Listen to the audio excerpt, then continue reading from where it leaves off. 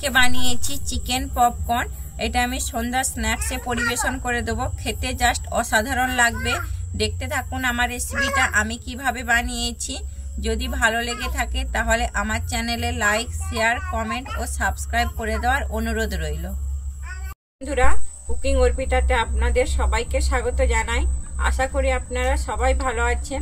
আমি আজকে বানাচ্ছি চিকেন পপকর্ন। সন্ধ্যার স্ন্যাক্স হিসাবে দারুণ মজাদার একটা রেসিপি। দেখতে থাকুন আমার রেসিপিটা আমি কিভাবে বানাই। যদি ভালো লেগে থাকে তাহলে আমার চ্যানেলে লাইক, শেয়ার, কমেন্ট ও সাবস্ক্রাইব করে দেওয়ার অনুরোধ রইল। আমি নিয়েছি এখানে চিকেন নিয়েছি। আমি এখানে 500 গ্রাম বোনলেস চিকেন নিয়েছি।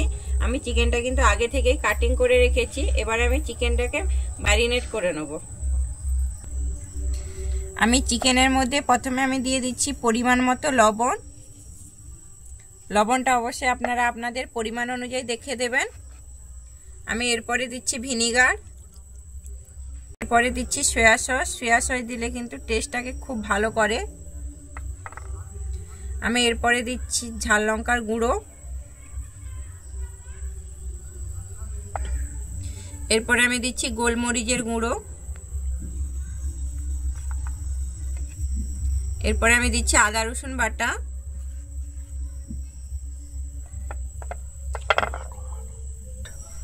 দিয়ে আমি এবারে খুব ভালোভাবে মাখিয়ে নেব।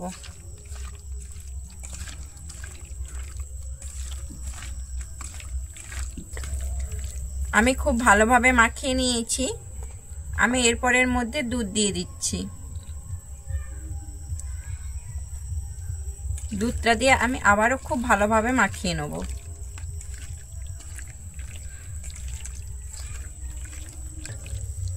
আমি দুধটা দিয়ে আবারও খুব ভালোভাবে মাখিয়ে নিয়েছি। এরপরে আমি এটাকে ঢাকনা দিয়ে রেখে দেবো আধ ঘন্টার জন্য। আমি এরপর একটা বাটি নিয়েছি। আমি বাটিতে একটা ডিম ফাটিয়ে নিচ্ছি।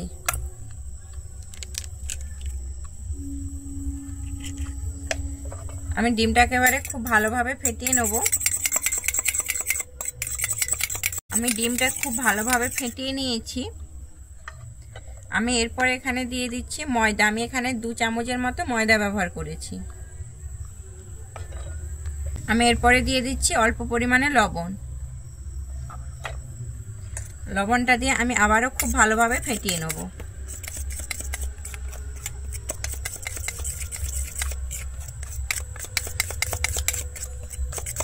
আমার এই মিশ্রণটি কিন্তু একটু মোটা হয়েছে। আমি তাই একটু পাতলা করার জন্য আমি অল্প পরিমাণে জল দিয়ে দিচ্ছি।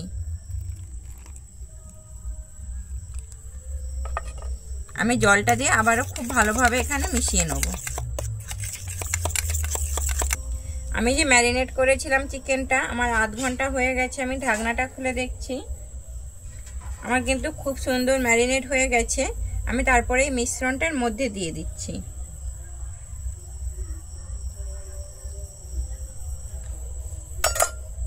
আমি এরপরে এটাকে খুব ভালোভাবে আবারও মাখিয়ে নেব।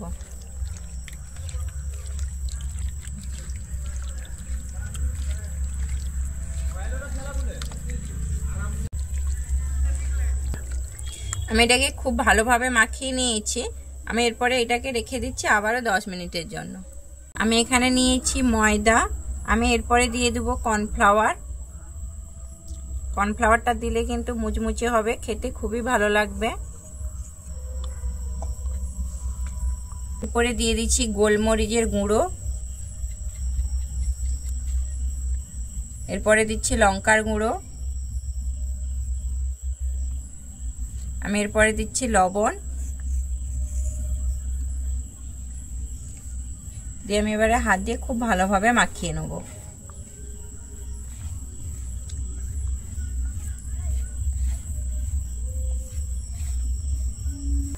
আমি এটা খুব ভালোভাবে মাখিয়ে নিয়েছি। আমি এরপরে আমার এটা 10 মিনিট হয়ে গেছে। আমি এরপরে একটা একটা করে চিকেন দিয়ে দেবো।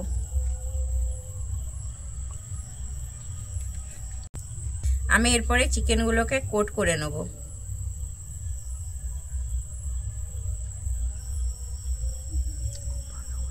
খুব ভালোভাবে আমি এখানে কোট করে নেব।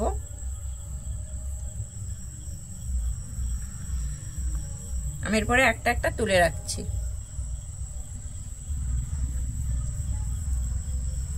আমি এইভাবে সব চিকেনগুলোকে কিন্তু কোট করব।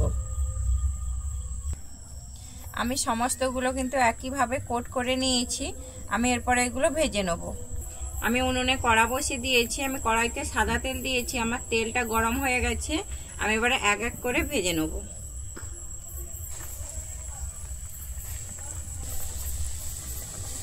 হালকা আঁচে কিন্তু আমি প্রথমে ভাজবো।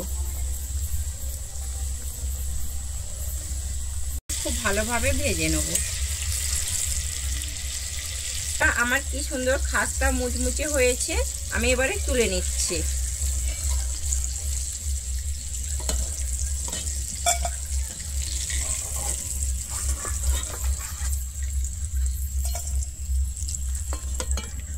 আমি একইভাবে বাদবাকিগুলোকে ভেজে নেব।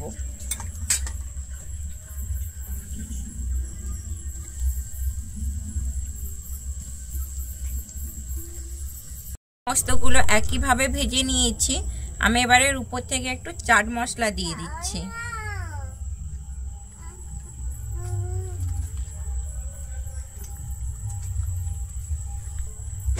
যদি আমার এই রেসিপিটা ভালো লেগে থাকে তাহলে আমার চ্যানেলে লাইক, শেয়ার, কমেন্ট ও সাবস্ক্রাইব করে দেওয়ার অনুরোধ রইল।